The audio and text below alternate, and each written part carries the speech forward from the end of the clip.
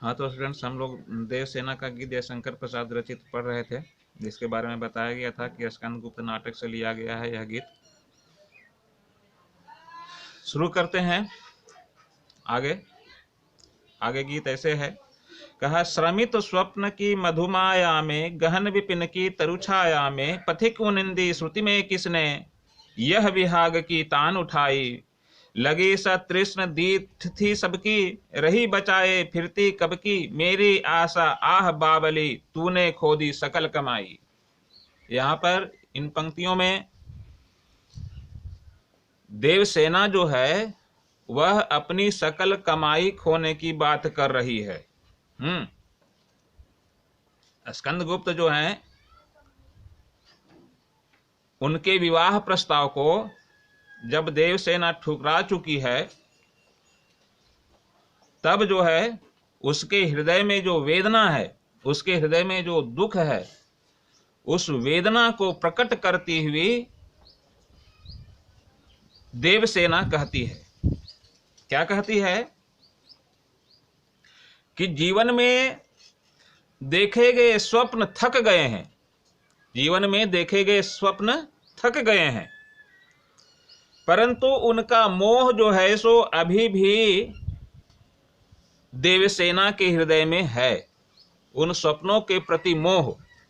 स्कंदगुप्त के साथ वैवाहिक जीवन के जो स्वप्न देखे थे देवसेना ने, उन स्वप्नों के प्रति मोह, उन स्वप्नों के प्रति आसक्ति जो है सो अभी भी देवसेना के हृदय में है। और कहती है कि ऐसे समय में, जीवन की अंतिम संध्या बेला में, अर्थात जीवन के अंत समय में, जब यौवनावस्था बीत चुकी है, उस समय में कहा कि किस पथिक ने अपनी अलसाई आवाज में घने वृक्षों के बीच राग विहाग छेड़ दिया। घने वृक्षों के बीच राग विहाग छेड़ दिया। कहा, मेरी साधना की ओर बहुत सी ललचाई नजरें देख रही थी। वह साधना क्या थी? जब स्कंदगुप्त के प्रणय निवेदन को उसने ठुकरा दिया था, उसके बाद से अपनी यौवनावस्था को वह अन्य की नजरों से बचाए फिरती थी।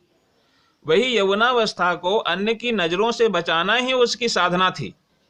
ठीक है। कहा, ललचाई नजरें उसे देखती थी और उसके शरीर को पाने की इच्छा में। और उस समय वह जो है सो दूसरों से उसे बचाए फिरती थी।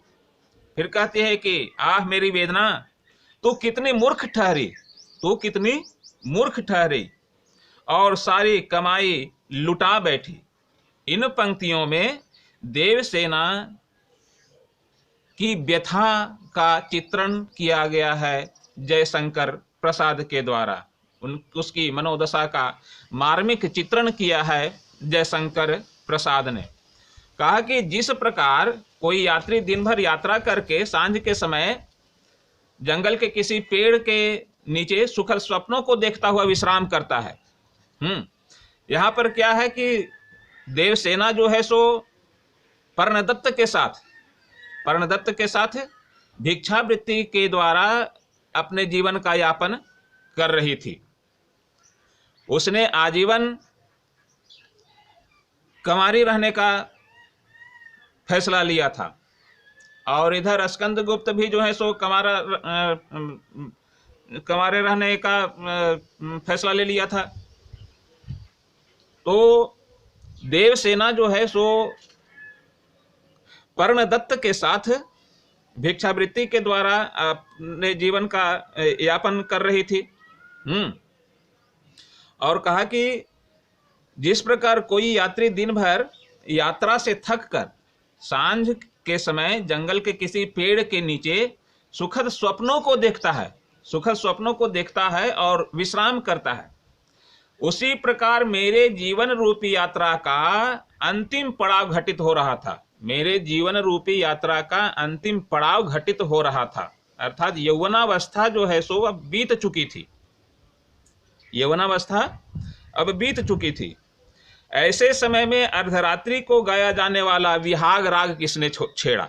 ऐसे समय में अर्धरात्रि में गाया जाने वाला विहाग राग किसने छेड़ा।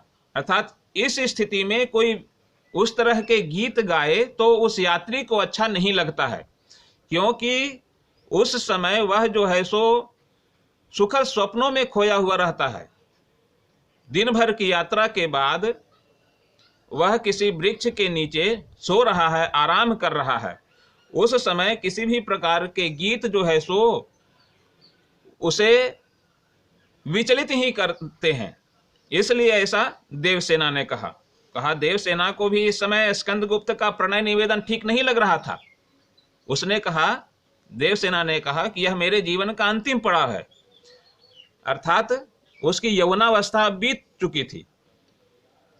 इसलिए कहा, देवसेना को इस समय स्कंदगुप्त का प्रणय निवेदन ठीक नहीं लग रहा था। अर्थात स्कंदगुप्त ने देवसेना से प्रणय का निवेदन किया था और देवसेना जो है सो स्कंदगुप्त को मना कर चुकी थी। देवसेना कहती है कि मेरी यौवनावस्था में लोगों की प्यासी नजर मेरे तन को पाने के लिए मुझको देखा करती थी। यौवनावस्था में लोगों की प्यासी नजर देवसेना के तन को पाने के लिए उसके तन के ऊपर गड़ी रहती थी और वह देवसेना जो है सो हमेशा दूसरों की नजरों से अपने आप को बचाए फिरती थी। क्योंकि कहा यहां पर आशा को बावली बताया गया है। पंक्ति में कहा कि मेरी आशा आह बावली, यहां आशा को बावली बताया गया है। बावली कहने से तात्पर्य यह है कि आशा जो है सो कभी मरती नहीं है, आशा कभी समाप्त नहीं होती है। लेकिन है क्या कि अब यौवनावस्था बीत चुकी है। अब इस अवस्था में स्कंदगुप्त जो हैं सो उससे प्रणय का निवेदन करते हैं, तो अब तो वह ठुकरा चुकी है उनके प्रणय निवेदन को। कहा कि स्कंदगुप्त की आशा, पूरी आशा में देवसेना का पूरा जीवन जो है सो बीत गया है, उसकी पूरी जिंदगी बीत गई है और वह जो है सो अब अपने यौवन रूपी कमाई को वह खो चुकी है। देवसेना जो है सो अपने यौवन रूपी कमाई को खो चुकी है। इसी के बारे में कहा यहां पर कि तूने खो दी सकल कमाई, अपने यौवन रूपी कमाई को वह खो चुकी है। अर्थात अब जो है सो बुढ़ापा उसके जीवन में कदम रख चुकी है। ठीक है, इसीलिए कहा कि आह मेरी वेदना तू मूर्ख ठहरी। आह मेरी वेदना, क्या मेरी वेदना, हाय मेरी वेदना, तू मूर्ख ठहरी और अपनी सारी कमाई लुटा बैठी। सारी कमाई अर्थात वह कमाई जो है सो अपने यौवन को दूसरों की नजरों से बचाने को कहा गया। देवसेना दूसरे की नजरों से अपनी यौवनावस्था को बचाए फिरती थी। उस यौवनावस्था को अपने जीवन की कमाई कहा देवसेना ने। उसके खो जाने की या उसके लुट जाने की बात जो है सो की जा रही है देवसेना के द्वारा। ठीक है फ्रेंड्स, आज के लिए इतना ही। अगले वीडियो में फिर आगे की पंक्तियों को हम जो है सो देखेंगे। आप मेरे चैनल पर यदि नए हैं तो चैनल को सब्सक्राइब कीजिए, वीडियो को लाइक कीजिए और जैसे आप जो है सो अनवरत मेरे वीडियो से जुड़े रहिएगा। धन्यवाद।